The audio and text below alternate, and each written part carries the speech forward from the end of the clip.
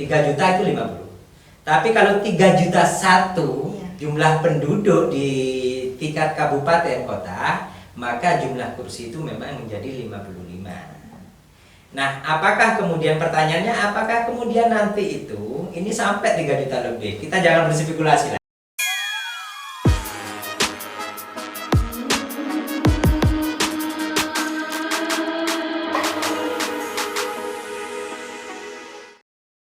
Assalamualaikum warahmatullahi wabarakatuh. Waalaikumsalam warahmatullahi wabarakatuh. Hai Sobat Awas, kembali lagi bersama saya Nabila di acara FOM A Podcast Bawaslu Kabupaten Malang.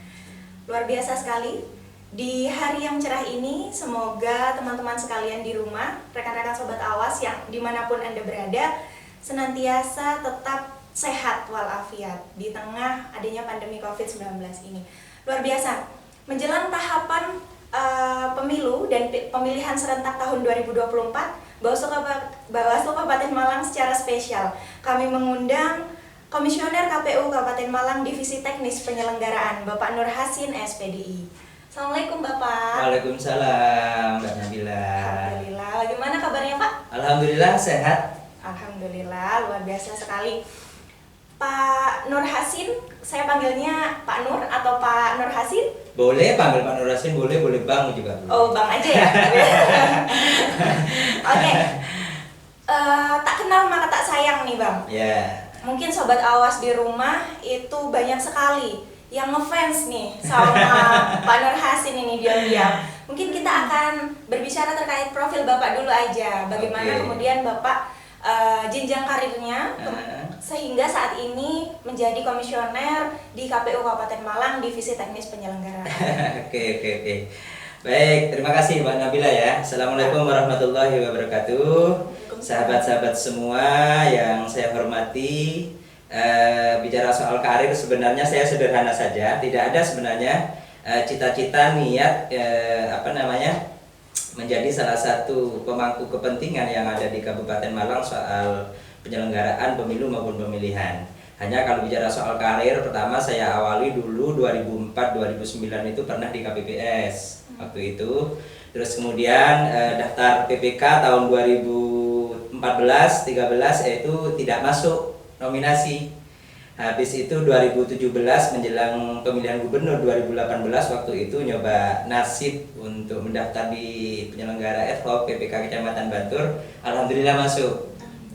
Nah, setelah itu sampai kemudian nyambung di pemilu 2019 karena PPK tidak ada rekrut kembali waktu itu, hanya langsung diputuskan oleh KPU Kabupaten Malang untuk kemudian dijadikan ad hoc pemilu 2019. Nah, kemudian proses rekap di tingkat kecamatan untuk pemilu 2019 April waktu itu saya coba mendaftar di KPU Kabupaten dengan melalui pos dan lain sebagainya. Kok alhamdulillah sampai tahapan-tahapan seleksi itu akhirnya kok tanggal 13 kemudian dikukuhkan dan dilantik menjadi KPU Kabupaten Malang, sehingga kebetulan saya diberi tanggung jawab dan amanah di Divisi Teknis Penyelenggaraan. Alhamdulillah. Ya, itu sekilas aja saya di penyelenggara sebenarnya. Tapi alhamdulillah mungkin takdirnya dan Allah menempatkan untuk di KPU sampai periode 2024. Luar biasa, berarti eksistensi dari Pak Nur ini sudah tidak diragukan lagi Sobat Awas. Mulai dari 2004 menjadi KPPS dan kemudian tahun-tahun berikutnya masih eksis di dunia penyelenggara gitu kan. Nah, berbicara terkait divisi teknis penyelenggaraan nih Pak. Saat ini kan tahun 2022 ini kan merupakan tahun awal di mana tahapan itu dimulai. Nah, berdasarkan Undang-Undang Nomor 7 Tahun 2017 tentang pemilu juga kan di bulan Agustus, tepatnya dari tanggal 1 sampai 7 Agustus itu kan merupakan tahapan penyelenggaraan partai politik.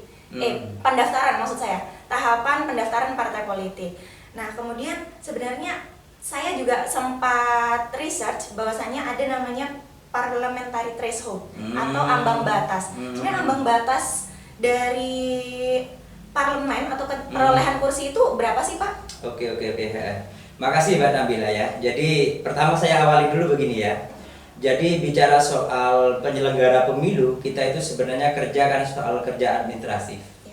Jadi di dalam penyelenggaraan pemilu maupun pemilihan hanya ada 3 poin sebenarnya yang kita lakukan, baik itu di provinsi, KPU RI maupun kabupaten. Satu adalah bagaimana mengadministrasikan data pemilih.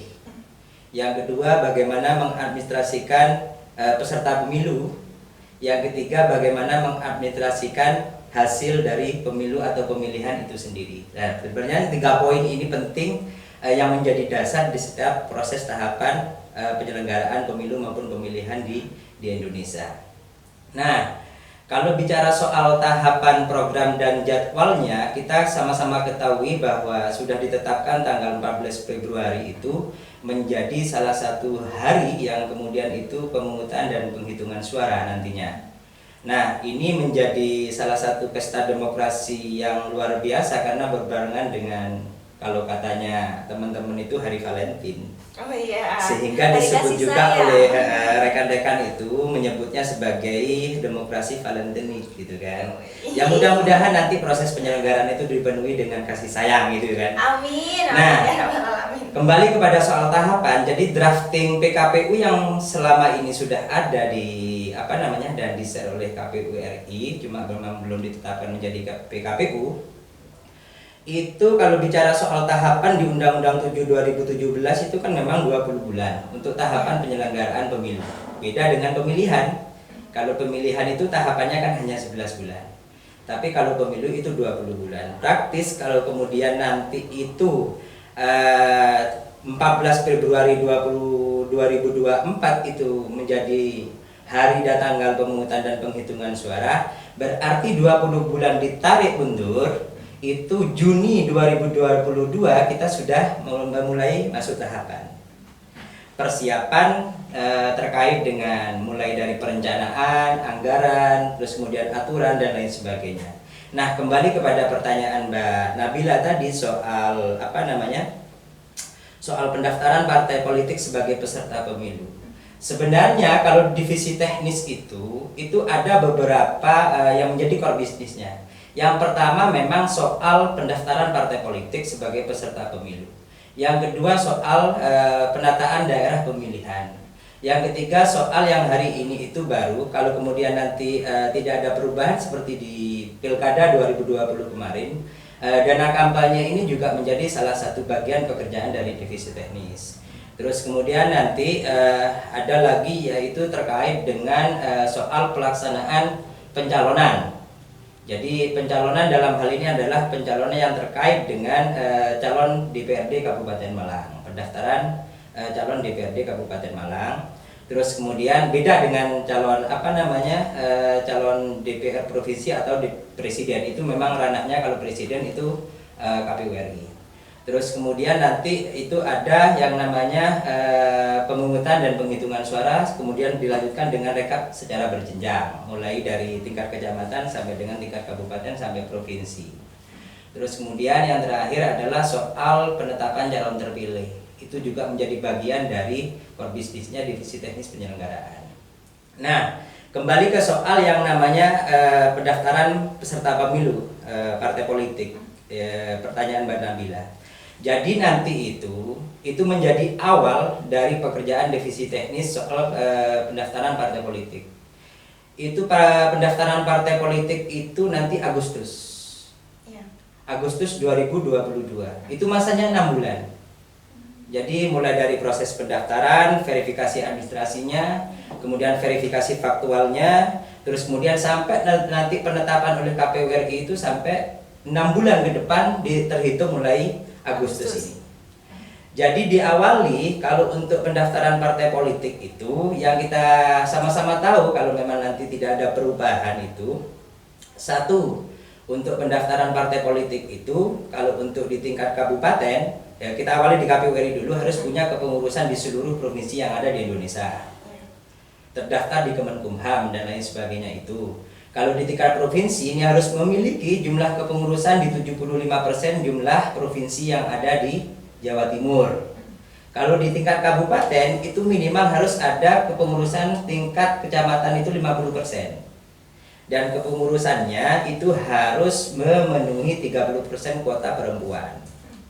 termasuk keanggotaan minimal itu 1.000 per kecamatan dari jumlah penduduk yang ada. Nah, kemudian soal-soal terkait dengan verifikasinya, ini ada hal yang terbaru terkait dengan verifikasi partai politik. Kalau keputusan Mahkamah Konstitusi terakhir itu nomor 55 tahun 2020 itu, bahwa hanya partai politik yang sudah memenuhi ambang batas di parlemen itu yang hanya diverifikasi administrasi. Jadi ambang batasnya berapa 2019 itu sesuai dengan Undang-Undang 7 2017 itu hanya 4%. Dan sejauh ini hasil pemilu 2019 hanya 9 partai yang kemudian memiliki ambang batas di parlemen. Ada, kalau saya hitung, kalau tidak salah loh ya, nanti mungkin bisa teman-teman luruskan. Ada PDI Perjuangan, ada Golkar, terus kemudian ada Gerindra, ada PKS, ada Nasdem, ada PAN, ada P3, terus kemudian ada Gerindra, terus kemudian yang satu itu PAN. PKB, Pak. Oh, PKB, ya maaf, PKB. Nah, ada 9 partai politik itu. Nah, sesuai dengan keputusan Mahkamah Konstitusi nomor 55 tahun 2020, hanya 9 partai inilah yang kemudian nanti hanya diverifikasi administrasi saja. Tanpa diverifikasi faktual maksudnya. Ya. Tapi kalau partai politik yang hanya memiliki kursi di provinsi dan memiliki kursi di tingkat DPRD kabupaten kota, tidak memiliki kursi di parlemen, ini selain diverifikasi administrasi juga diverifikasi faktual. Artinya verifikasi faktual itu apa saja? Satu, tentang kepengurusan partai politiknya di tingkat kecamatan kalau bicara kabupaten. Kemudian ke tempat atau kantor yang ada di kabupaten. Kemudian kepengurusan yang ada di tingkat kecamatan dan lain sebagainya. Termasuk keanggotaan, itu semua diverifikasi faktual. Termasuk peserta partai politik baru yang mendaftarkan yang sebelumnya belum pernah ikut di dalam proses seleksi pendaftaran di tahun 2019. Jadi kalau bicara parliamentary threshold ya yang di Mbak Nabila tanyakan tadi, sejauh ini masih 4%.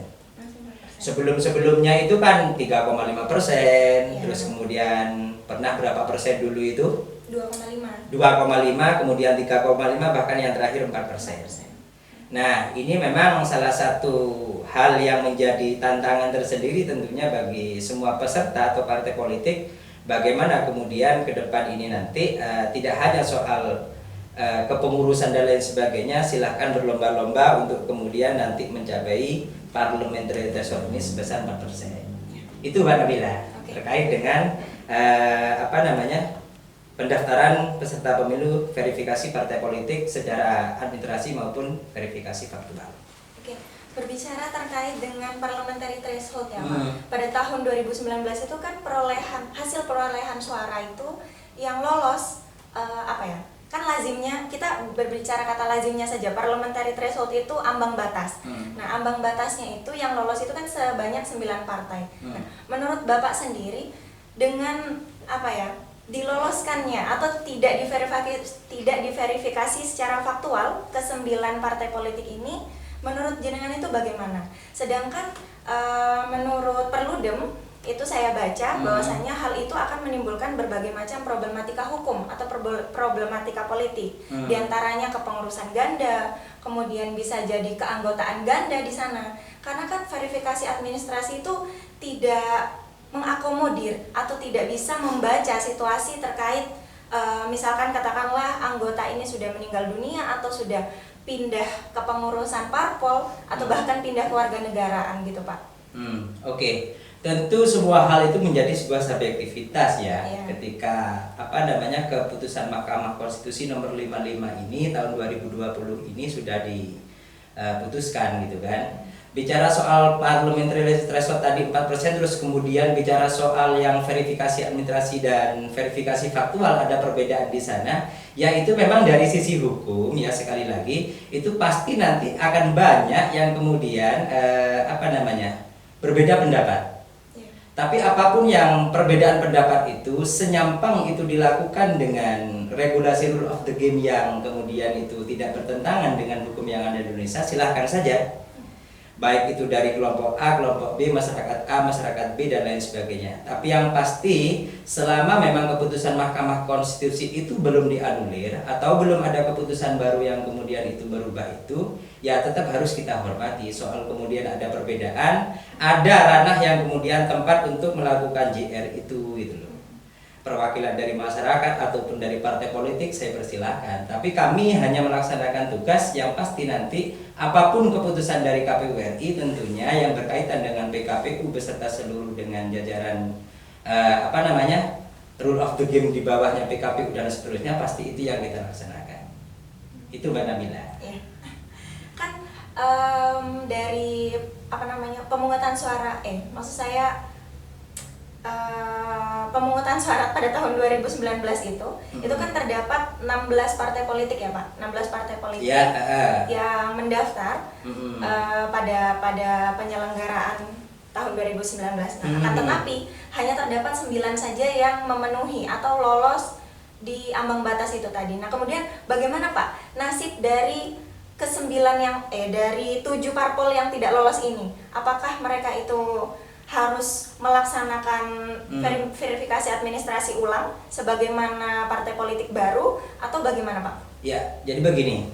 Ada 20 partai politik yang sebenarnya ikut kontestasi di 2019. 16 partai politik secara nasional, 4 partai politik itu lokal Aceh. Ya, jadi sekali lagi ada 20 partai politik di tahun 2019 yang kemudian itu ikut kontestasi. 16 di partai politik di tingkat nasional, terus kemudian partai lokal Aceh itu ada 4. Nah, di Kabupaten Malang ya, itu ada 15 partai politik yang lolos verifikasi faktual maupun administrasi waktu itu. Dan 1 partai politik, saya lupa partai politiknya, Partai Garuda atau partai apa itu yang kemudian nggak lolos di 2019. Nah, sama perlakuannya ketika partai politik yang tidak memenuhi ambang batas di parlemen itu sama dengan partai politik yang baru. Jadi nanti partai politik yang lama yang tidak memiliki kursi di parlemen, meskipun memiliki kursi di tingkat provinsi maupun di tingkat kabupaten, ini proses pendaftarannya atau proses verifikasinya sama dengan partai politik yang baru. Diverifikasi administrasi dan diverifikasi faktual. Sesuai sekali lagi dengan keputusan Mahkamah Konstitusi nomor 55 tahun 2020 itu. Jadi memang ini yang dan saya yakinlah partai politik yang pernah ikut itu sebenarnya sudah tahu tentang soal ini. Saya yakin kalau kemudian mereka sudah punya pengalaman, ini jauh-jauh hari sudah mulai mempersiapkan terkait dengan proses pendaftaran itu. Dan saya mengharapkan memang mulai hari ini sudah dipersiapkan terkait dengan beberapa persyaratan yang memang tentu saya berharap tidak jauh berbeda lah dengan proses pendaftaran syarat-syaratnya di tahun 2019 kemarin terkait dengan proses administrasinya, terus kemudian syarat-syarat yang lain terkait dengan kepengurusannya dan lain sebagainya itu. Jadi perlakuannya sama Mbak Nabila antara partai politik baru yang tidak memiliki kursi di parlemen dengan partai politik baru yang kemudian baru mendaftar di pemilu tahun 2024 yang akan datang. Sama. Kemudian untuk terkait pendaftarannya itu Pak, apakah masih tetap menggunakan Sipol? Ya, pasti itu. Karena Sipol itu salah satu aplikasi yang memang selama ini digunakan. Mulai tahun 2000 berapa itu 2014, 19 itu kan sampai 2024 nanti tetap kita menggunakan sistem informasi pencalonan itu Sipol itu untuk pendaftaran partai politik. Tetap itu. Sehingga di dalam Sipol mudah-mudahan nanti proses kayak kegandaan, keanggotaan dan lain sebagainya itu bisa terdeteksi lah. Untuk keanggotaan dan kepengurusan lah salah satunya di situ. Hal itu apakah akan dijadikan sebagai fasilitas utama atau hanya sebagai fasilitas pendukung saja Pak sebenarnya? Sebenarnya itu pendukung, cuma itu penting gitu loh ya. Iya. Cuma itu penting, artinya bahwa hard copy itu tetap. Jadi hard copy itu tetap, hanya mereka nanti punya kewajiban untuk kemudian memasukkan ke Silon, sistem Sipol terkait dengan mulai dari persyaratan A sampai dengan Z. Ya, tidak satu-satunya yang kemudian itu dijadikan sebagai tumpuan kita untuk kemudian memutuskan sesuatu. Itu hanya sebagai sebuah alat, tapi itu penting gitu loh. Tapi itu penting untuk kemudian mendukung apa yang akan nanti kita putuskan. Berarti di Sipol itu secara garis besar apakah aplikasi ini bisa mengakomodir Pak seperti permasalahan atau problematika yang memang masih ditakutkan untuk terjadi seperti kegandaan anggota, kemudian kegandaan kepengurusan dan sebagainya. Itu bisa terdeteksi? Bisa kemudian itu bisa. Jadi selain memang Sipol itu sudah merupakan salah satu aplikasi yang memang sudah diatur di dalam regulasi kita, itu nanti adalah beberapa fitur yang kemudian sama dengan kemarin itu Silon. Kalau di pencalonan itu ada Silon. Jadi di Silon itu bisa membaca kemudian kegandaan dukungan dan lain sebagainya. Jadi di Sipol pun saya berharap nanti juga ada kemudian fitur yang kemudian bisa membaca kayak mungkin kegandaan anggota dan lain sebagainya, kepengurusan dan lain sebagainya itu, Mbak. Sebenarnya kalau untuk persyaratan di tingkat kabupaten sendiri Pak, secara spesifiknya itu bagaimana sih Pak, syarat-syarat apa saja yang diperlukan untuk partai politik itu agar bisa lolos di tingkat kabupaten gitu? Ya, satu ya, terkait dengan jumlah ini. Satu, mereka harus punya kepengurusan minimal. Kalau bicara Kabupaten Malang ini kan ada 33 kecamatan. Ya. Kalau kita bicara 50% kan nggak mungkin itu ada 16 kan, pasti ada 17 lah, karena pembulatan ke atas. Jadi minimal ada 17 kecamatan ini yang harus ada kepengurusan partai politik. Ya, harus ada kepengurusan partai politik di tingkat kecamatan. Di 17 kecamatan itu minimal. Yang kedua, punya anggota minimal 1000. Yang itu dimasukkan di dalam Sipol. Ya. Yang apa buktinya nanti pada proses verifikasi administrasi dan faktual ditunjukkan, dibuktikan dengan kartu anggota. Yang ketiga, dia memiliki kantor tetap yang berdomisili di kabupaten. Baik itu misalnya di Kecamatan Kepanjen atau di Kecamatan di Kecamatan tapi yang diutamakan kan tetap kalau bisa itu tidak jauh-jauh dari ibu kota kabupaten. Kalau bisa. Tapi tidak ada undang-undang yang kemudian ini harus di ibu kota, itu tidak ada itu. Yang ada itu hanya undang-undangnya itu harus yang penting ada surat keterangan domisili atau tempat kantor ini dari lurah atau camat terdekat atau camat setempat. Jadi itu. Dan beberapa persyaratan lain yang kemudian itu di undang-undang itu yang memang harus dipenuhi oleh semua partai politik. Ya, kita tunggulah nanti itu pasti akan ada PKPU-nya yang terkait dengan teknis pendaftaran untuk partai politik dan lain sebagainya itu. Secara rigidnya di sana. Pasti kita juga nanti akan mengumpulkan dan mensosialisasikan terkait dengan apa yang menjadi syarat kemudian untuk bisa lolos dan lain sebagainya menjadi peserta pemilu di tahun 2024. Berbicara terkait dengan jumlah penduduk Kabupaten Malang. Jumlah penduduk Kabupaten Malang ini dengan luas wilayah yang cukup padat, itu berdasarkan RPJMD Kabupaten tahun 2021 sampai 2026, itu kan jumlah penduduk kita itu mencapai 2 juta sekian ya Pak ya? Nyaris 3 juta. Dengan wilayah yang cukup luas ini. Nah, kan kursi parlemen di kita ini saat ini terdapat 50 kursi ya Pak? Iya. Nah, berdasarkan Undang-Undang 7 2017 juga, apabila jumlah penduduk di kabupaten itu 3 juta ke atas, itu kan jumlah kursinya itu 55. Nah, bisa nggak sih Pak dengan angka yang 2 juta sekian nyaris 3 juta itu dibulatkan ke atas gitu Pak, seperti tadi Jirahan bilang. Ini menarik ini. Gitu. Ini sudah menarik ini. Mbak Nabila ini pinter ini kalau memancing-mancing pertanyaan ini. Jadi begini Mbak Nabila, ini kan bicara soal sudah penataan dapil ya. Jadi penataan dapil itu nanti itu kalau bicara soal di undang-undang itu kan paling lambat 16 bulan sebelum hari H ini kan sudah ditata nih dapilnya ya. Jadi kalau kita bicara 14 Februari 2024 berarti nanti ditarik mundur 16 bulan, berarti nanti bulan Oktober ini kita sudah menata dapil. Oktober 2022. Nah, Oktober 2022 ini nanti karena kita sudah menata dapil, maka praktis di AK2 ini sudah harus kita pegang. Jadi di AK2 itu data agregat kependudukan per kecamatan. Artinya nomenklatur di AK2 itu bukan berarti kemudian ada di AK1. atau DAK3 tapi itu hanya sebuah akronim bahwa DAK2 itu singkatan dari data agregat kependudukan per kecamatan.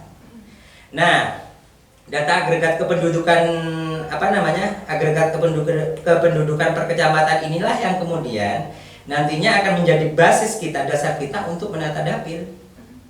Nah, kita ketahui di 2019 kemarin itu bahwa jumlah penduduk di Kabupaten Malang dengan luas 33 kecamatan dan hanya 2,4 juta jiwa gitu kan. Nah, saya tidak akan berspekulasi soal yang kemudian masuk di RPJMD dan lain sebagainya. Tapi yang pasti di bulan Oktober paling lambat memang Kemendagri ini sudah harus kemudian memberikan DAK2 kepada KPU RI, yang kemudian nanti akan diturunkan kepada KPU Provinsi dan KPU Kabupaten Kota sehingga proses penataan dapil itu bisa kita laksanakan. Nah, betul katanya Mbak Nabila tadi, memang kalau bicara undang-undangnya bicara soal kursi di parlemen, khususnya di DPRD Kabupaten Kota, bahwa ketika 1 juta sampai dengan 3 juta, kita langsung bicara 1 juta lebih lah ya. Iya. Nggak kita bicara antara 200, 300, 400, 500. Kalau bicara itu memang minimal 200 itu ada 25, 300 itu 30, 400 itu 35, 500 itu 40, kemudian 1 juta sampai dengan 3 juta itu 50. Tapi kalau 3 juta satu jumlah penduduk di tingkat kabupaten kota, maka jumlah kursi itu memang menjadi 55. Nah, apakah kemudian pertanyaannya, apakah kemudian nanti itu ini sampai 3 juta lebih? Kita jangan berspekulasi lah. Kalau prinsipnya saya begini aja Mbak Nabila. Saya mau 2, sekian juta tetap menjadi 50 kursi itu saya siap. Andaikan data agregat kependudukan itu 3 juta lebih di Kabupaten Malang, saya justru akan lebih siap. Karena apa? Karena penataan dapil itu ini 4 bulan, mulai dari Oktober nanti sampai penetapan KPU RI itu Oktober, November, Desember sampai dengan Januari itu baru ditetapkan. Nah, proses di kita itu panjang memang. Data agregat kependudukan kalau di drafting PKPU yang sekarang ini tahapan itu kan Januari itu baru diturunkan nih. Iya. Tapi itu paling lambat memang Oktober harus diberikan, itu paling lambat. Tapi bisa jadi lebih cepat antara Januari, Februari, Maret, April, Mei atau Juni gitu kan, atau Juli, Agustus. Terserah nanti mungkin kapan datangnya data agregat kependudukan. Dan itu penataan dapil itu memang butuh proses yang lama. Satu, bahwa penataan dapil itu selain kita tata terlebih dahulu, baru nanti itu jumlah ada data agregat kependudukannya itu nanti kan baru kita bagi dengan jumlah kursi, baru akan ketemu dengan BPP-nya itu kan. Iya. Di kesetaraan nilai kursi per dapil akhirnya. Jadi kalau misalnya 2, sekian, 2,6 misalnya kita bicara misalnya loh ya, 2,6 di DAK2 di Kabupaten Malang, maka harga kesetaraan per kursi di tingkat dapil itu kan menjadi 52.000 karena dibagi 2,6 juta itu dibagi 50 sehingga ketemulah 52.000 jumlah per kursi kesetaraannya di dapil. Satu kursi berarti minimal itu ya. Jadi ada 52.000 harga kesetaraannya. Ada 7 prinsip penataan dapil itu yang itu harus terpenuhi semua. Salah satunya adalah yang pertama kesetaraan. Kemudian yang kedua proporsional.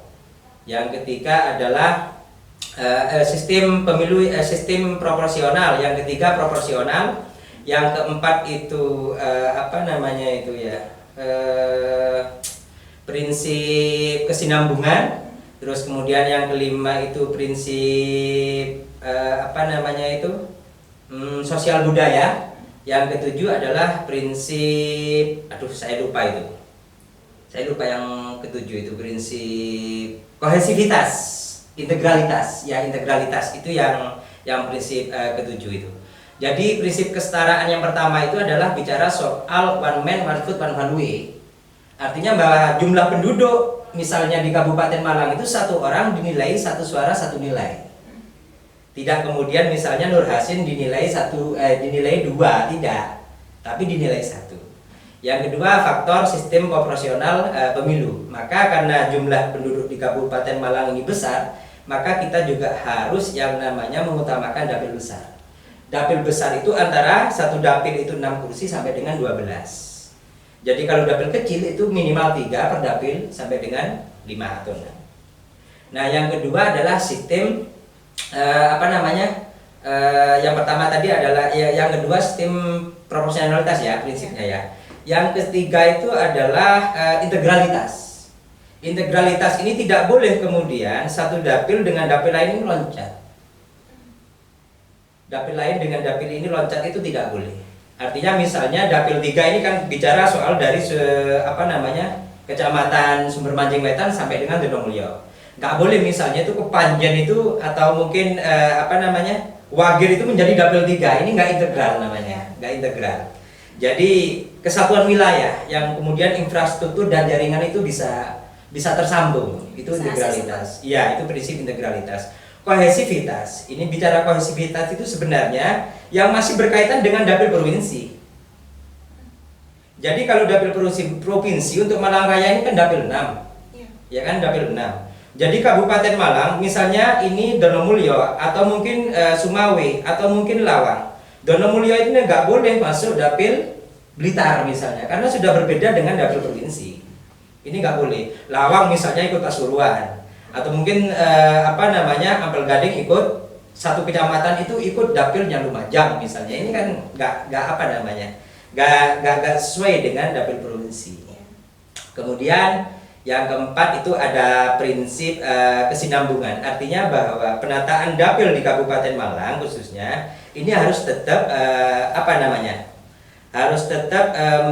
mengacu kepada dapil yang lama. Artinya bahwa dapil 2019 ini masih menjadi acuan kita nanti untuk proses pendapilan itu.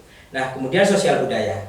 Sosial budaya ini ya kalau bicara soal dapil 3 misalnya, ini kan pegunungan di daerah Malang Selatan ini kan.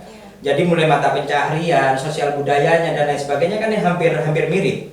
Hampir mirip mata pencahariannya semuanya pasti petani kan, daerah Malang Selatan. Atau mungkin dapil 1 misalnya itu kebanyakan industri gitu kan.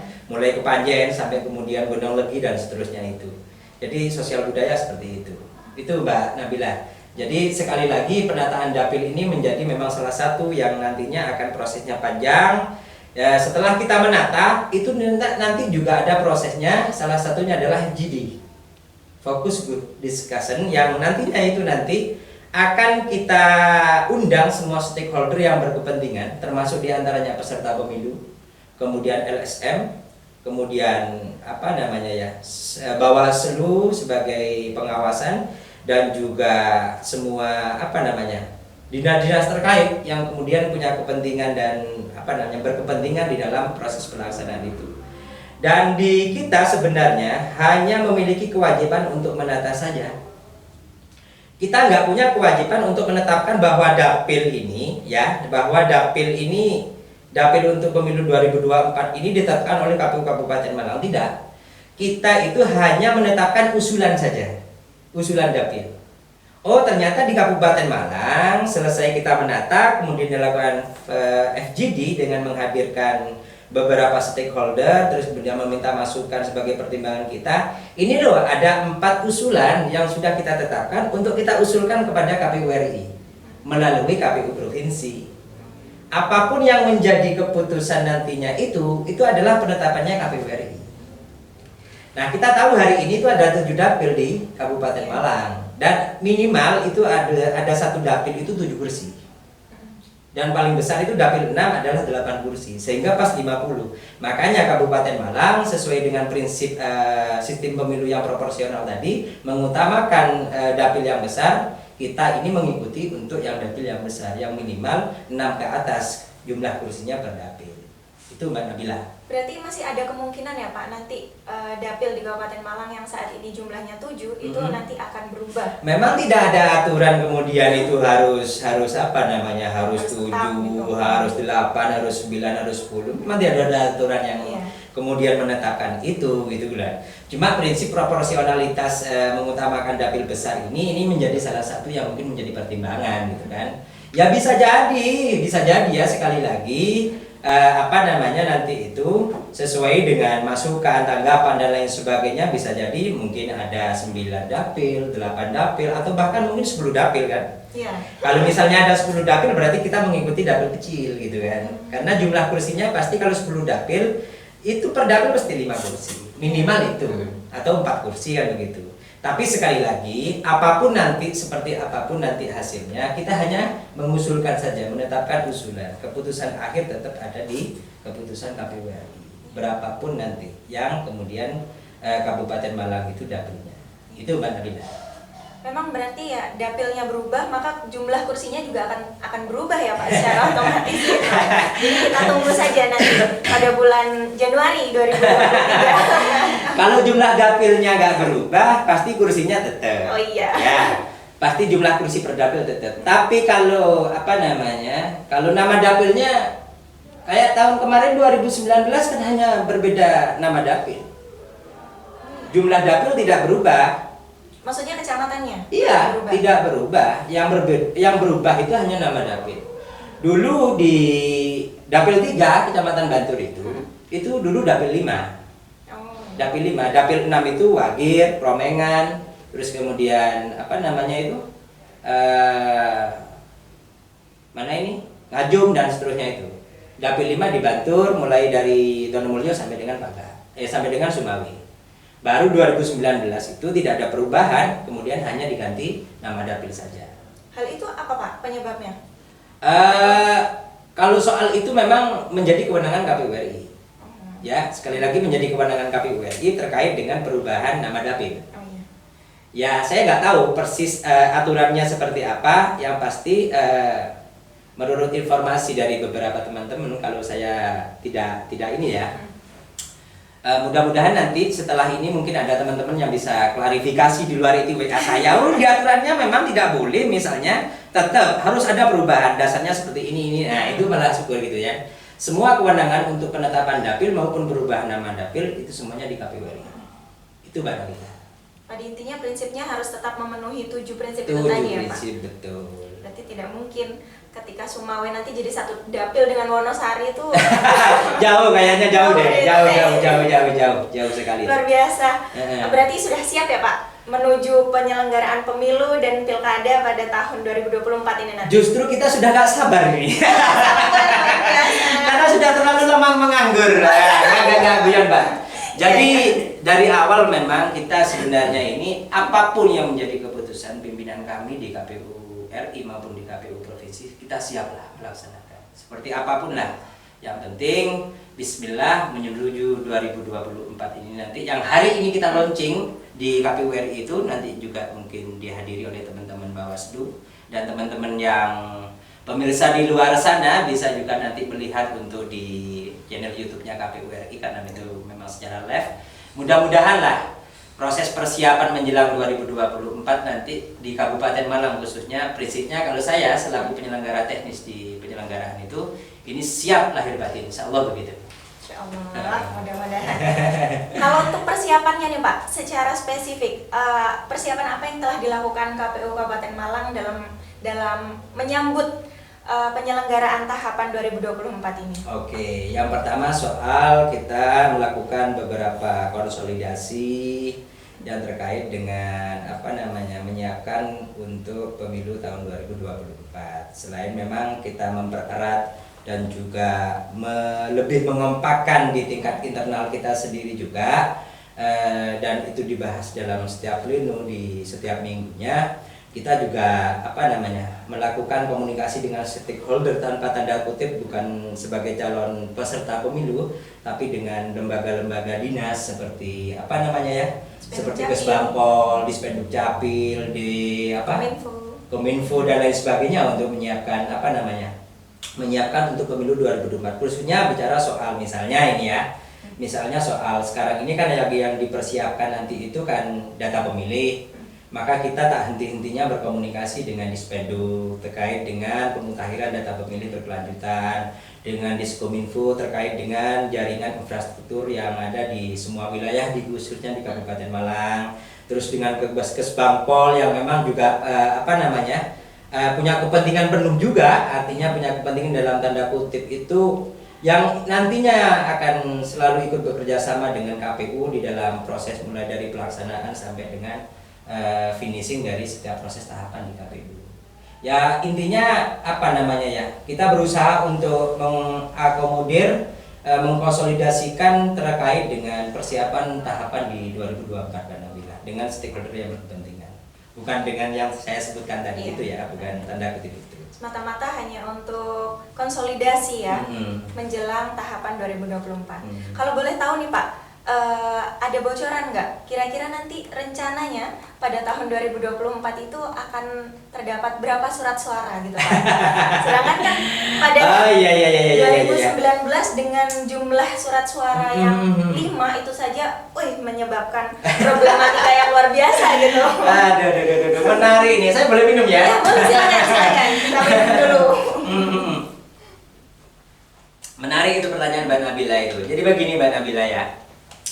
Memang 2019 itu pemilihan serentak itu dengan 5 surat suara. Ya. Kita mengakui karena saya merupakan bagian yang tidak terlepas di proses pemilu tahun 2019, mulai tahapan awal sampai dengan finishing sampai tingkat kabupaten waktu itu. Ada 5 jenis pemilihan yang kemudian itu di penghitungan, mulai dari penghitungan sampai proses rekap berjenjang itu memang kalau rekan-rekan di luar sana itu mengatakan itu memang berat, sehingga memang banyak saya tidak mengatakan korban ya, tidak. Kalau mengatakan korban itu kok bahasanya gitu ya. Jadi ada saudara-saudara kita yang kemudian itu secara teknis dan non teknis itu kemudian di sana itu mengalami kelelahan gitu kan, mengalami kelelahan. Nah, di pemilu 2024 insya Allah ini ada penyederhanaan surat suara.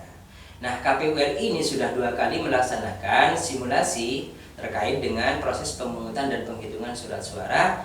Ini insya Allah selama ini kalau yang disimulasikan itu, ini ada beberapa jenis surat suara. Coba kalau saya sebutkan kalau tidak salah itu, 1, ada surat suara yang kemudian di dalamnya berisi tentang pemilihan presiden dan DPD.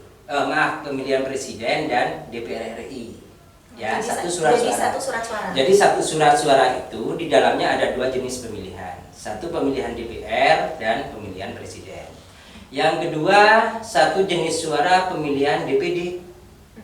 DPD yang tingkat provinsi, semua provinsi yang ada di Indonesia. Ini memang tidak bisa kemudian di merger dengan pemilihan yang lain. Kalau untuk DPD karena jumlah pesertanya banyak, meskipun nanti yang dipilih 4 itu, nah jadi 4 maksudnya gitu kan. Kemudian yang ketiga yaitu jenis surat suara yang berisi tentang pemilihan DPRD provinsi dan DPRD kabupaten. Jadi 1 surat suara. Jadi ada 3 jenis suara yang disimulasikan sejauh ini sama KPU RI itu. 1 berisi surat suara tentang presiden, pemilihan jenis presiden dan DPR RI. Kemudian 1 jenis suara DPD dan 1 jenis suara berisi tentang pemilihan DPRD provinsi dan DPRD kabupaten. Nah, yang terakhir bahkan yang kemudian itu dilaksanakan di Sumatera sama di Bali itu malah hanya 2 jenis. Hanya ada 2 jenis 1 surat suara. Berarti panjang ya Pak isinya. Hanya ada 2 jenis surat suara, yang 1 surat suara itu berisi semua jenis pemilihan. Luar biasa. Makanya kalau saya sendiri ya, setelah proses evaluasi setelah proses simulasi oleh KPU RI hari ini, setelah pasca itu sampai hari ini lagi melakukan evaluasi dan juga proses masukan dan tanggapan dari masyarakat. Mudah-mudahan kalau saya berharap nanti minimal ada 3 surat suara penyederhanaan itu, sehingga proses pelaksanaan meskipun tidak jauh berbeda sulitnya mungkin dengan tahun 2019, minimal secara efisiensi dan lain sebagainya itu ini akan lebih mudah. Tinggal nanti bagaimana teman-teman penyelenggara mulai dari KPU RI sampai dengan KPU kabupaten kota sampai dengan penyelenggara ad hoc kita di bawah memberikan pendidikan politik dan sosialisasi yang kemudian dibarengi dengan teman-teman Bawaslu RI sampai dengan Bawaslu yang ada di bawah, sampai PTPS-nya dan lain sebagainya, ini memberikan pemahaman yang utuh kepada hak pilih khususnya untuk kemudian bisa memberikan hak politiknya pada 24 Februari 2024 itu dengan baik dan benar. Meskipun hanya 3 surat suara, 3 lembar maksudnya berisi 5 jenis surat suara yang saya sampaikan tadi itu. Itu Mbak Nabila terkait dengan surat suara. Mudah-mudahan saja dengan efisiensinya ini bisa meminimalisir ya keguguran dari pejuang demokrasi di tahun 2024 nantinya. Amin. Karena ya 2019 itu merupakan sejarah kelam ya Pak ya bagi penyelenggaraan. Nah, ada lagi di mana wilayah? Jadi perlu saya sampaikan sebagai pengetahuan dan tambahan pendidikan politik bagi teman-teman bahwa di Indonesia ini ada 12 kali penyelenggaraan pemilu yang sudah dilakukan. 1 kali di masa Orde Lama tahun 1955 itu berada di bawah naungan undang-undang sementara, ya. Jadi proses pemilihan umum di tahun 55 itu berada di bawah undang-undang sementara. Terus kemudian setelah dicabutnya Dekret 5 Juli 59 baru kembalikan di Undang-Undang 1045 itu dilakukan kembali pemilu itu tahun 71 pasca Dekret 5 Juli 59. Kemudian 71, kemudian pelaksanaan lagi 77, kemudian 82, 87, 92 sampai terakhir 97 di masa Orde Baru.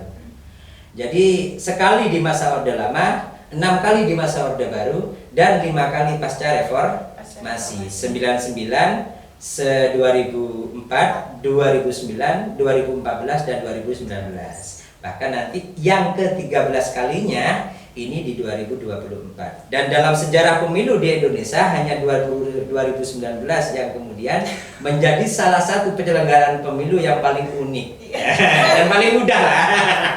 Kan saya mengatakan paling mudah aja gitu kan. Jadi kalau paling sulit dan paling ini kan kelihatannya ngeri gitu kan. Ya, paling memorable. Paling memorable karena saya sendiri terlibat langsung di dalamnya. Itu Mbak Nabila. Berkaitan dengan itu Pak, sebenarnya kelemahan-kelemahan apa saja sih Pak pada tahun 2019 yang kemudian nantinya bisa kita koreksi bersama dan tantangan apa gitu ke depannya pada tahun 2024 nanti? Saya begini aja sebenarnya. Kalau bicara soal penyelenggaraan pemilu kan sebenarnya prinsipnya sama atau dari dulu. Tahapannya juga begitu-begitu saja kan. Yang berbeda kan hanya dari beberapa soal teknis saja. Yang terpenting bagi saya bagaimana kemudian nanti itu dua penyelenggara antara KPU dengan Bawaslu ini sama-sama berjalan sesuai dengan tupoksinya dan saling berkoordinasi dengan baik. Sebenarnya tidak ada kesulitan apapun yang tidak bisa dilakukan senyampang memang dua penyelenggara ini selalu bisa kemudian bekerja sama menyelesaikan soal-soal teknis pelaksanaan yang ada di dalamnya. Yang kedua sebenarnya bagaimana kemudian nanti itu kita memberikan proses pemahaman regulasi rule of the game terhadap proses pelaksanaan setiap tahapan kepada teman-teman penyelenggara yang ada di bawah. Saya yakin teman-teman Bawaslu pun juga akan begitu gitu kan. Setiap proses tahapannya juga akan dilakukan namanya sosialisasi terkait dengan rule of the game-nya. Yang kedua adalah bagaimana soal sumber daya manusia kita di bawah, yang terpenting itu kesehatan. Bagi saya adalah kesehatan. Soal bagaimana kemudian sumber daya manusia yang kemudian akhirnya A, B, C, D, E dan lain sebagainya itu memang sudah dari dulu memang kita seperti itu. Bicara Kabupaten Malang yang begitu luas ya, dengan wilayah yang kemudian dari sisi infrastruktur yang memang seperti itu dan lain sebagainya ini, saya yakin yang terpenting adalah kesehatan pertama. Karena masa perbedaan di masa 2019 kalau kemudian di 2024 saya pikir nggak jauh berbeda kalau soal kondisi, karena memang di 2024 ini kita juga kalau tidak salah di regulasi kita itu nanti juga akan direncanakan dalam masa yang pandemi gitu loh. Jadi 2019 kan juga sebenarnya masa pandemi juga itu kan. Nah akhirnya yang terpenting adalah bagaimana sumber daya manusia itu kita siapkan. Kemudian komunikasi dan konsolidasi terkait dengan penyelenggara baik di tingkat internal dengan teman-teman KPU, dengan teman-teman Bawaslu dan lain sebagainya juga ditingkatkan. Yang ketiga bagaimana teman-teman juga menjaga kesehatan dan lain sebagainya, tetap prokes. Tidak hanya soal COVID yang sekarang kemudian 2019 ditambah rekonversi baru, tapi yang paling penting sekarang itu yang lagi mengancam adalah soal demam berdarah. Ini juga harus diperhatikan oleh teman-teman, mempersiapkan penyelenggaraan di 2024. Kalau soal kemudahan dan kesulitan, sebenarnya dalam proses pemilu maupun pemilihan itu tidak ada yang sulit juga tidak ada yang mudah. Senyampang bagi saya yang terpenting adalah bagaimana kekompakan dan konsolidasi yang kuat antara penyelenggara sesama penyelenggara. Itu Mbak Nabila. Berarti pada tahun 2024 itu apakah masih menggunakan rujukan PKPU 11 dan 13, Pak? Pasti berubah. Artinya begini, jadi PKPU 18, PKPU berapa dan lain sebagainya yang pernah digunakan di tahun 2019, pasti nanti juga akan ada PKPU terbaru yang merupakan perbaikan dari itu. Soal nanti seperti apa ya kita masih sama-sama menunggulah. Tapi insya Allah tidak jauh berbeda dengan beberapa PKPU, baik itu PKPU tahapannya, PKPU pencalonannya, PKPU pendaftarannya, PKPU dan lain sebagainya itu yang berkaitan yang pernah digunakan 2019 misalnya. Senyampang tidak ada PKPU baru, ya pasti digunakan gitu kan. Tapi kalau ada PKPU yang baru tetap digunakan kalau kemudian itu tidak digugurkan gitu kan. Itu bahasanya seperti itu. Berarti kurang lebih tahun 2024 ini masih tetap merujuk pada PKPU 13 dan 11 ya Pak, terkait dengan penyelenggaraan tahapan di tengah pandemi gitu. Kalau versi saya, pendapat saya mudah-mudahan. Oh, mudah-mudahan enggak ya. Iya, mudah-mudahan sudah hilang lah inilah. Amin.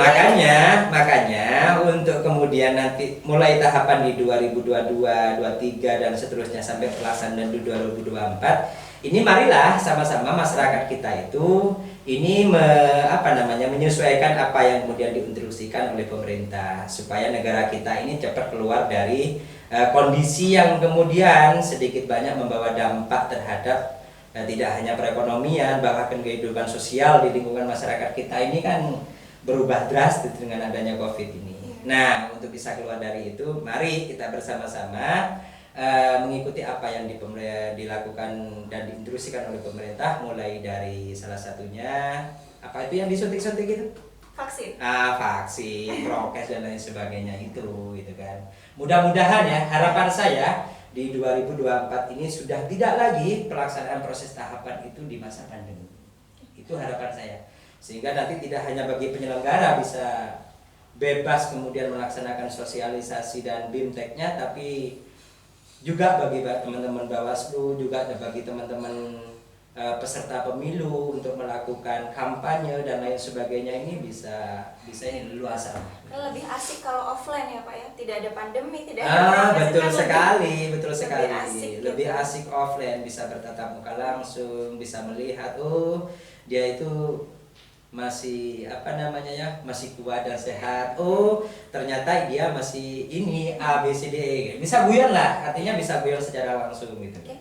Terima kasih banyak Pak Nur Hasin atas sama-sama. perbincangan yang luar biasa untuk menambah wawasan kita semua. Memang pada intinya kesehatan itu yang nomor utama ya Pak. Betul. Menjelang tahapan penyelenggaraan 2024, mari kita bersama-sama berjuang gitu ya, sesama kolega untuk mempersiapkan pemilu yang berintegritas. Terima kasih banyak Pak Nur Hasin. Mungkin cukup sekian dari saya, Sobat Awas di rumah. Terus dukung kami di channel YouTube kami, yaitu di Malang Mengawasi dan Form A Podcast Bawaslu Kabupaten Malang.